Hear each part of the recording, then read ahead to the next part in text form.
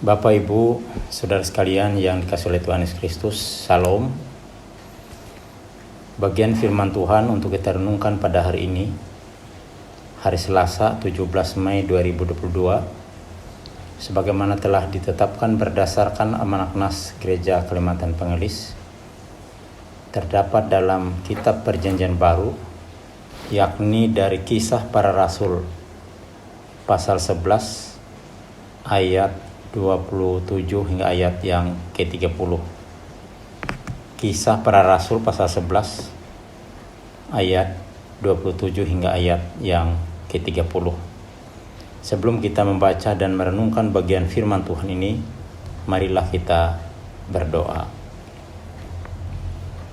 Ya Tuhan yang Maha Kuasa, Allah yang bertahta di dalam kerajaan surga, kami mengucap syukur dan terima kasih atas segala kebaikan dan kemurahan-Mu dalam kehidupan kami sampai saat ini.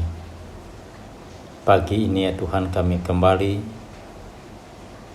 ingin merenungkan firman-Mu, sertai dan urapi kami dengan kuasa Roh yang kudus, agar kami boleh memahami, boleh mengerti firman-Mu ini, dan iman pengharapan kami semakin bertumbuh, bahkan menjadi dewasa di dalam Kristus. Di dalam nama Tuhan Yesus Kristus kami berdoa.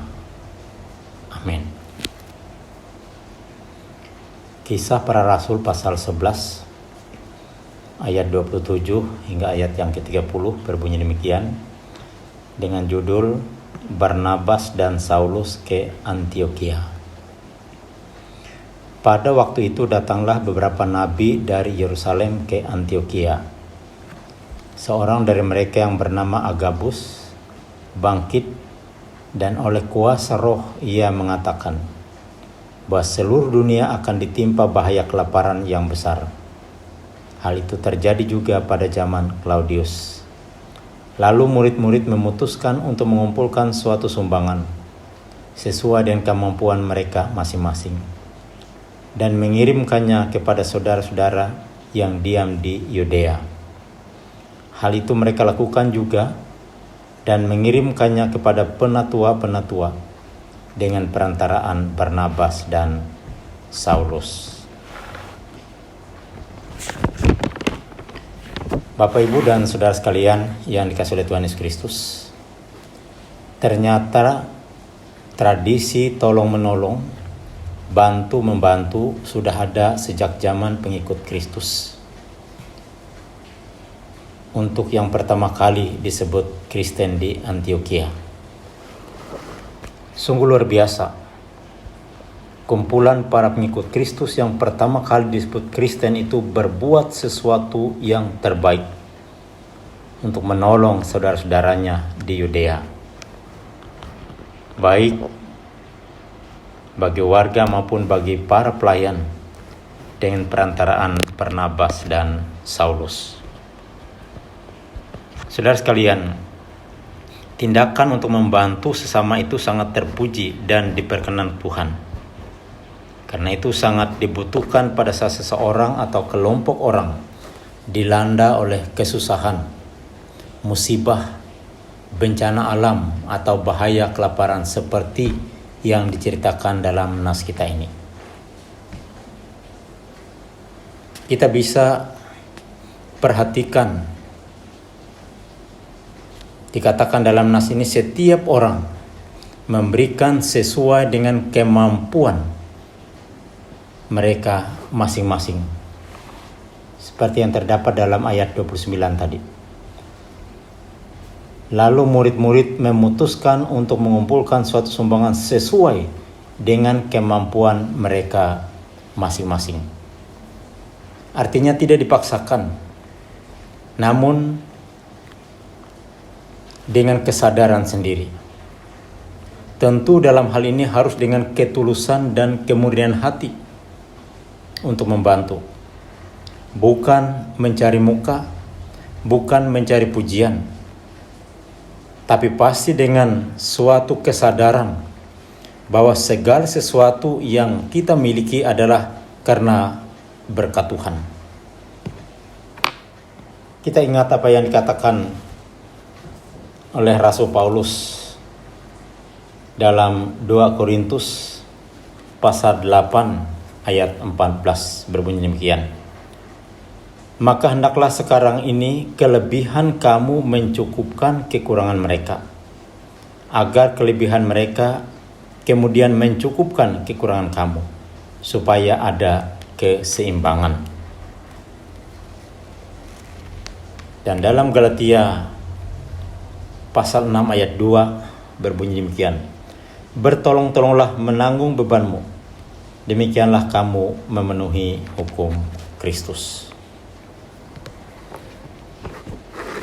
Saudara sekalian, mengapa kita harus saling membantu? Jawabannya jelas.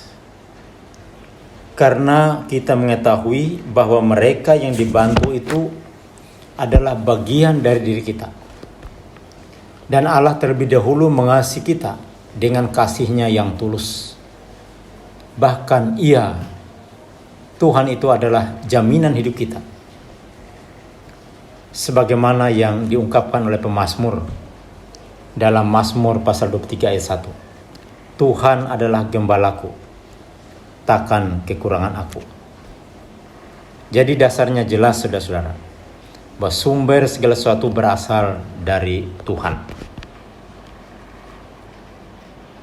Dalam pengertian yang lebih luas lagi, bantuan atau sokongan itu tidak hanya berbentuk atau bersifat materi, namun bisa berbentuk moral, perhatian, tenaga, waktu, bahkan yang tidak kalah pentingnya adalah doa. Kita bisa dan wajib mendoakan saudara-saudara kita dimanapun dan kapanpun, bahkan dalam situasi dan kondisi apapun yang mereka alami. Tujuannya adalah untuk saling menguatkan. Dan itu juga yang dilakukan oleh para rasul sejak gereja mula-mula, yang sampai saat ini bahkan di sepanjang zaman harus dilakukan, baik oleh sesama warga atau sesama umat, lebih-lebih oleh para pelayan Tuhan. Oleh sebab itu marilah kita saling menolong, saling membantu, dan saling menguatkan sebagai saudara dalam iman, bahkan bagi banyak orang. Tuhan Yesus memberkati kita. Amin. Marilah kita berdoa.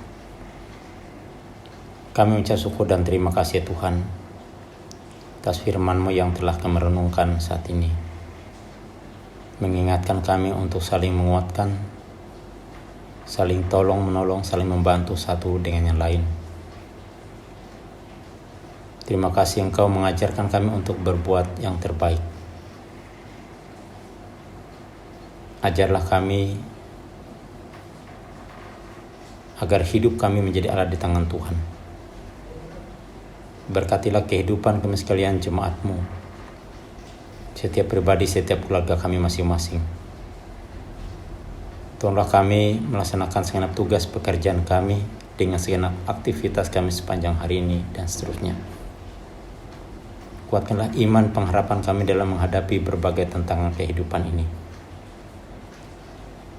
Ajarlah kami bersyukur atas segala kebaikan, kemurahan, dan berkat Tuhan dalam kehidupan kami. Biarlah kami boleh saling melayani satu dengan yang lain. Berkatilah gereja kami, Gereja Kalimantan Pengelis, dalam segenap tugas tanggung jawab pelayanannya, dari tingkat sinode, reso, sampai ke jemaat-jemaat. Kami serahkan secara khusus Jemaat GKI Datah Koto dan Jemaat GKI Olong Hanangan. Tuhan memberkati segenap tugas pelayanan yang berlangsung di dua jemaat itu. Dan tolonglah para pelayan-Mu dapat melakukannya dengan baik, agar mereka sekalian seluruh jemaat-Mu dapat dikuatkan dalam iman pengharapan kepada Tuhan. Berkatilah segenap tugas pelayanan di kawasan Resort GKI Puruk Jahu ini. Tolonglah kami para pelayan-Mu, baik pendeta, vikar, penatua, dan diakon, dan semua orang yang terlibat dalam tugas tanggung jawab pelayanan, agar disertai dan diberkati oleh Tuhan. Berikan kekuatan kesehatan bagi kami dalam menjalani kehidupan ini. Berkatilah segenap pengobatan dan perawatan bagi mereka yang sakit. Berikan penghiburan dan kekuatan bagi mereka yang bersedih dan berduka cita. Kami juga menyerahkan generasi penerus kami, pemuda remaja kami, anak-anak kami yang masih dalam masa tumbuh kembangnya. Dalam segenap cita-cita harapan mereka, kami serahkan ke dalam tangan pengasihan Tuhan. Berkatilah bangsa dan negara kami, para pemimpin kami dari tingkat pusat sampai daerah, secara khusus bagi pemerintah Kabupaten Moraya ini. Dalam masa mereka melaksanakan segenap tugas tanggung jawab yang dipercayakan kepada mereka masing-masing, untuk kebaikan bersama dalam kehidupan bermasyarakat, berbangsa, dan bernegara. Terima kasih ya Bapa. Inilah doa kami yang kami alaskan di dalam nama Tuhan Yesus Kristus Juru Selamat kami yang mengajarkan kami berdoa. Bapa kami yang di sorga, dikuduskanlah namamu. Datanglah kerajaanmu, jadilah kehendakmu di bumi seperti di sorga. Berilah kami pada hari ini makanan kami yang secukupnya. Dan ampunilah kami akan kesalahan kami, seperti kami juga mengampuni orang yang bersalah kepada kami. Dan janganlah membawa kami ke dalam pencobaan, tapi lepaskanlah kami daripada yang jahat. Karena Engkaulah yang mempunyai kerajaan dan kuasa dan kemuliaan sampai selama-lamanya. Amin. Tuhan memberkati engkau dan melindungi engkau. Tuhan menyinari engkau dengan wajah-Nya dan memberi engkau kasih karunia. Tuhan menghadapkan wajah-Nya kepadamu dan memberi engkau damai sejahtera. Amin.